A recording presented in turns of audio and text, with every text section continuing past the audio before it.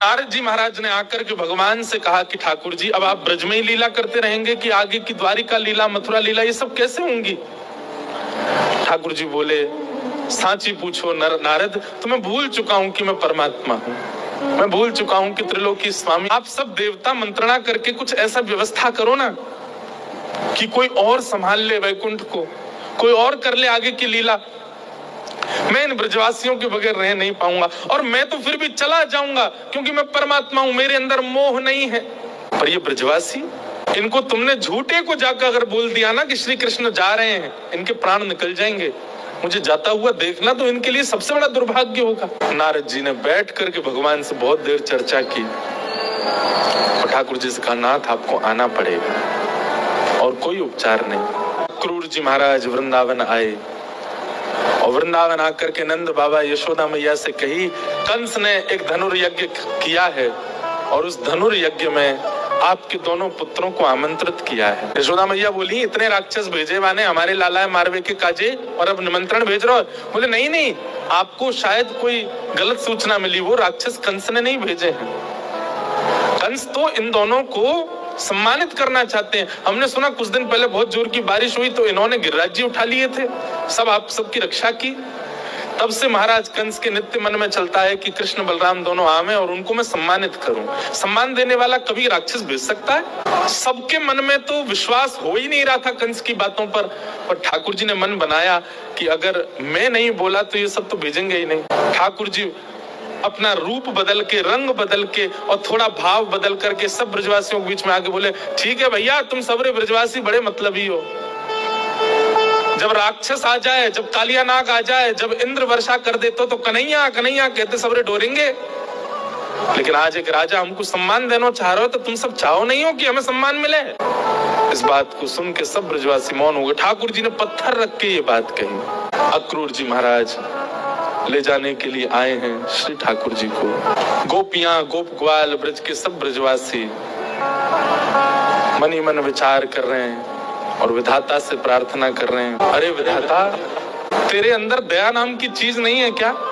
कहाँ श्री कृष्ण को हमारा प्रेमी बना दिया, कहाँ हम सबके चित्त में उनके प्रति इतना प्रगाढ़ प्रेम प्रकट करा दिया, और जब हम सबके चित्त में प्रेम आ गया, आज मिलने का समय आया, अब उनके संग रहने का समय आया, उनके संग अब लीला करने का समय आया, तो तू उनको हमसे दूर कर रहा है। सब ब्रजवासी मौन हो गए, बोल कुछ नहीं रहे, क्योंकि ठाकुर जी ने ऐसी बात कह दी है कि कुछ कहें तो कहीं ठाकुर जी यूं नहीं समझ लें कि ये सब हमारे शुभ चिंतक नहीं है। सब ब्रजवासी आज अपने घर नहीं गए, नंद भवन के द्वार पर बैठे हैं और पूरी रात सब सूर्य नारायण से प्रार्थना कर रहे हैं, हे सूर्य नारायण, आप कल उदित मत होना, क्योंकि आपके उदित होते ही लाला हमें छोड़ के चलो जाएगा। रात में यशोदा मैया श्री ठाकुर जी को अंग से लगा करके सो रही है, लिपट के सोते हैं मैया से। मैया को तो थोड़ी घबराहट हो रही है कि मेरो लाला 2 दिन के काजे मथुरा जा रहे है, पर ठाकुर जी के हृदय में तो इतनी वेदना है, इतनी वेदना है। बार बार मैया के वक्ष में अपना मुख रख देते हैं और बार बार मैया की तन की सुगंधी को ठाकुर जी भीतर लेते हैं, रोने लग जाते हैं, नेत्रों से अत्यंत आंसू गिरते हैं कि अब ये सुगंधी मुझे कभी नहीं आएगी। अब मुझको नींद कैसे आवेगी मैया से लिपटे बगैर? मैं कैसे बताऊं मैया को कि मैं छल कर रहा हूं इनके संग, अब मैं चलो जाऊंगा। मैया के एक एक अंग का स्पर्श ठाकुर जी अपनी स्मृति में ले रहे हैं। मैया के हाथ कैसे, मैया को वक्ष कैसे, मैया को मुख कैसे, मैया को पेट कैसे, मैया के चरण कैसे, ताकि जब जब याद आवेगी मथुरा जावे की बात, तब तब अपने हाथन को स्पर्श करके स्मरण कर ले करूंगा। गोपियों का विरह सबने सुना, ब्रजवासियों का विरह सबने सुना, वृंदावन का विरह सबने सुना, हमारी किशोरी जी का विरह भी सबने सुना, और श्री कृष्ण का विरह किसी ने नहीं सुना। गोपियां वेदना में हैं, ब्रजवासी वेदना में हैं, वृंदावन वेदना में है, सब सखियां वेदना में हैं, श्री जी भी वेदना में हैं, पर किसी ने ये विचार क्यों नहीं किया कि कृष्ण भी तो वेदना में है? क्योंकि वे पुरुष हैं इसलिए उनका विरह छुपा हुआ है। ठाकुर जी कैसे संभाल रहे हैं बंधुओं, देखो, पीड़ा चित्त में होना और वही पीड़ा मुख पे आ जाना एक सामान्य विरह है, पर पीड़ा चित्त में होना और मुख पे न आने देना ये एक विशेष विरह है जो श्री कृष्ण का है। द्वारिका लीला में श्री ठाकुर जी नित्य एक ही करवट से सोते हैं। एक दिन रुक्मणी जी ने कहा कि नाथ आप करवट क्यों नहीं लेते, मैंने बहुत दिनों से देखा है आप एक ही करवट से सोते हो, आप रात में जिस तरफ मुख करके सोते हो सुबह भी वहीं पाते हो, कोई पीड़ा है, आप कभी सीधे नहीं होते, कभी उस तरफ मुख नहीं करते, क्यों? ठाकुर जी कहते हैं रुक्मणी उस तरफ वृंदावन है, ठाकुर जी उस दिशा में चलते नहीं है, उस दिशा की ओर खड़े नहीं होते ज्यादा देर तक जिस दिशा में वृंदावन है। कितना विरह। आज सुबह सुबह ठाकुर जी यशोदा मैया से पहले उठ गए और उठ के स्वयं ही स्नान कर लिया। क्यों? क्योंकि अब मैया के ज्यादा स्नेह को मैं आस्वादन करूंगा तो मैं जा नहीं पाऊंगा। मैया उठी, आज आश्चर्यचकित है गई, बोले लाला तू नहा लियो? ठाकुर जी बोले हाँ मैया। तेने अपने आप श्रृंगार कियो? अपनो श्रृंगार नहीं किया, ठाकुर जी ने केवल एक तिलक धारण किया है, एक माला पहनी है बस, और आज ज्यादा विशिष्ट श्रृंगार में नहीं है। बोले मैया मैं जल्दी जल्दी मथुरा जाऊंगा तो फिर जल्दी जल्दी आऊंगा ना, या हमारे मुंह लगी, तू तो सो रही है तो सोंदा हूं मैं, जल्दी नहा लियो मैया। यशोदा मैया थोड़ी सी विचलित तो हुई आज तक ऐसा नहीं हुआ था। ठाकुर जी ने मन में विचार किया, अक्रूर जी से जाके कहा अभी ब्रह्म मुहूर्त है, सुबह की बेला है, सब ब्रजवासी अभी सो रहे होंगे, मैया यशोदा नंद बाबा उठ जाएं, केवल इनको प्रणाम करके हम चले मथुरा की ओर। अक्रूर जी महाराज बोले जी भगवान। जैसे ही जाकर के द्वार खोला ठाकुर जी ने, असंख्य गोपियां, असंख्य ग्वाल, सब ब्रजवासी, गैया सब खड़े हैं वहीं पर, और द्वार खुलते ही किसी के मुख से स्वर नहीं निकल रहा पर नेत्रों से आंसू गिर रहे हैं। ठाकुर जी कह रहे हैं अरे तुम सबरे सोए ना, तुम सब गए ना, अरे भैया इतना उदास काहे को रहे हो, इतना रुदन काहे को कर रहे हो, मैं आ जाऊंगा ना, परसों आ जाऊंगा ना, मैं 2 दिन की तो बात है, ऐसे निकल जाएंगे 2 दिन तो।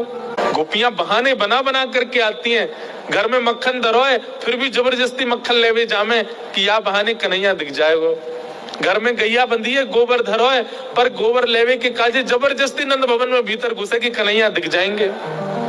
इन बहानों से श्री कृष्ण को नित्य देखने वाली गोपियां वो 2 दिन बिना कृष्ण के कैसे रहेंगी? भगवान के सखा मधुमंगल, श्रीदामा, तन सुखा, मन सुखा, धन सुखा, सुबल, तोष सब एक कोने में बैठे। मधुमंगल आके बोले लाला तू जा तो 2 दिन को रहो, लेकिन तने एक बार भी विचार नहीं कियो कि श्रीदामा इस सुबह उठते या को नियम है 11 वर्ष थे, हम रोज सवेरे उठ करके आंख बंद करके पहले नंद भवन आमे, सबसे पहले 13 मुखमंडल देंगे, वाके बाद जलपान करें लाला, तो देखे बगैर हमारे जल हलकते नीचे ना उतरे।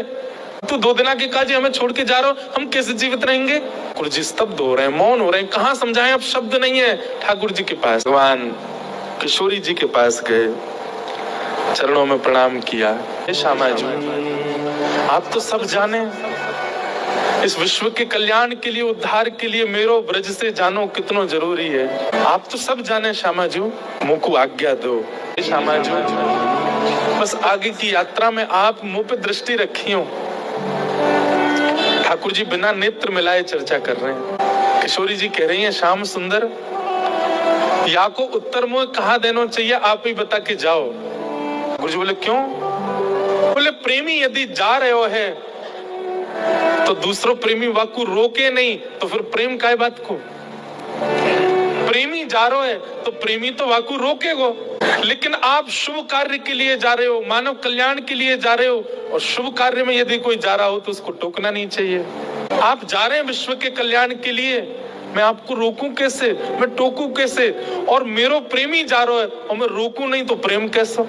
मुझे कहा करना चाहिए श्याम सुंदर, आप बता के जाओ, मैं टोक दूं, रोक दूं तो शुभ कार्य में टोक लग जाएगी, और मैं कछू ना कहूं तो प्रेमी जा रहा और मैं कछू ना कहूं तो फिर प्रेम कैसा? कहाँ कहूं, मुझे कहाँ उत्तर देना चाहिए? हे श्याम सुंदर बता के जाओ। ठाकुर जी कुछ नहीं बोले, बस चरणों की ओर देखते रहे किशोरी जी की, और रथ में विराजमान हो गए। निर्वाक हैं, निरुत्तर हैं, निरशब्द हैं। रथ जैसे ही आगे बढ़न लगो, सब ब्रजवासियों के नेत्र जल हो गए। नेक दूर गयो, यहाँ अक्रूर जी ने इतनी देर में यशोदा मैया को सब सच बता दिया था। मैया ये तुम्हारो लाला ना है, जे देवकी को लाला है। इससे रक्षा के लिए 11 वर्ष पूर्व वसुदेव जी इस बालक को लेकर के आपके पास आ गए थे, और और आपकी बालिका ले जाकर के कंस को दी थी, जो कि अष्टभुजी देवी बन गई थी। जे लाला अपनी जन्मदात्री मैया के पास जा रहा हूं, मैया है सके कि अब लौट के नहीं आवे, आप कृपा करो। मैया को तो रक्त ठंडो पड़ गयो कि नीचे से जमीन खिसक गई। ठाकुर जी रथ में बैठ करके जैसे ही जाने लगे, थोड़ी देर बाद जब रथ के चाबुक की आवाज आई, रथ के पहियान की आवाज आई, तब मैया को होश आयो और निकल के भागी अपने भवन से। कान्हा रुक जा, अरे लाला रुक जा, कन्हैया नेक डट जा की आवाज सुनकर के श्री ठाकुर जी चलते रथ से कूद पड़े। पड़ करके आए, मैया के अंग से लिपट गए। मैया तू काहे को रो रही है?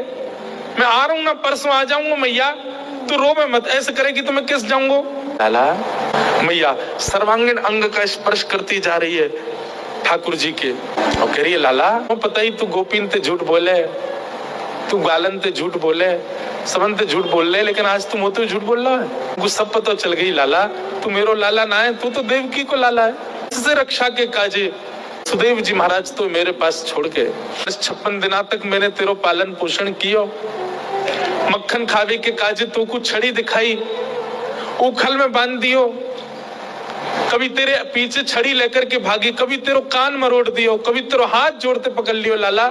ऐसो कोमल से मेरो लाला, आज मुझको ग्लानी है रही, मैंने क्यों कियो ये सब? अरे मैया तू मेरी मैया है, तू सब कर सके, तो कुछ सबरो अधिकार है, तू अभी मुझको मार ले मैया, तो कुछ सब अधिकार है मैया, मैं तेरो ही तो हूँ। मैंने तो फिर भी तेरो संपूर्ण बालपन देखो, पर जाने तो जन्म दियो वह देवकी मैया ने तो पूरा जीवन कारागृह में निकाल दियो। वैसे तो में मेरे प्राण बसे, है सके कि तू यहाँ तक गयो और शायद है सके कि मैं जीवित हूँ ना बच्चू लाला, लेकिन अब समय देवकी को प्रसन्न करवे को है। तू जा, तू एक वचन देके जा लाला। कहा तो कुछ जब भी खबर पड़े कि यशोदा मरणासन अवस्था में है, वह समय आ जाइयो मेरे पास, को निहार लूंगी, तो को देख लूंगी लाला, तो चैन से प्राण चले जाएंगे मेरे। ठाकुर जी लिपट गए यशोदा मैया से, अब खड़े रो रहे हैं, अक्रूर जी तक रुदन कर रहे हैं जो ठाकुर जी को लेने आए। ठाकुर जी बोले, मैया तू ब्रजवासी ने मत बताइयो ये बात, ये सब प्राण त्याग देंगे अपने, इन्हें तू यही रहने दियो कि मैं परसों आ जाऊंगा। और मैया तू अपना ध्यान रखियो, मैं आ जाऊंगा जल्दी। चरणों में प्रणाम करके श्री कृष्ण मुड़े हैं रथ की ओर। यशोदा जी मूर्छित हो गए। ठाकुर जी ने गोद में भर लिया, सब ब्रजवासियों से कहा मैया को संभालो। ब्रजवासी संभालने लगे, सब देख रहे रथ की ओर। मधुमंगल श्रीदामा चर्चा कर रहे हैं, बोले सुन देखियो लाला अभी आवेगो वापस, वो हमारे बिना रह ही ना पावेगो, इतनो स्नेह इतनो प्रेम जो वाकू दे दियो जा ही ना पावेगो। मधुमंगल बोलो श्रीदामा पर ये जा रो है, ये आना रो लौट के, आज हमें लाला पे संशय है रो, हमें अपने प्रेम पे संशय है कि क्यों ना आ रो जी लौट के। रथ दिखता रहा खड़े रहे, ध्वजा दिखती रही खड़े रहे, जैसे रथ दिखना बंद हुआ ध्वजा दिखनी बंद हुई, नहीं आए ठाकुर जी लौट के। उनके ब्रजवासी वहीं मूर्छित हो गए ठाकुर जी को बिना देखे। नंद बाबा बोले, अरे मधुमंगल श्रीदामा, ए भैया ये कहा कर रहे हो, देख परसों आ जाएगा लाला, देख सब मूर्छित है गए, जल्दी जा संभालो। सब ब्रजवासी इनको लगायो, कोई जल लेके आ रहा हो, कोई जल पान करा रहा है, गोपीन को ले करके घर की ओर भाग रहे हैं। ऐसी विरह वेदना सबके चित्त में है रही है। केवल मानवों की बात नहीं है, गौशाला में बंदी 9 लाख से अधिक गैया, वो उनके बछड़ा भी दूध नहीं पी रहे हैं आज, उनकी बचिया भी आज दूध नहीं पी रही है, केवल अपने कान उठा के श्री कृष्ण को खोज रहे हैं।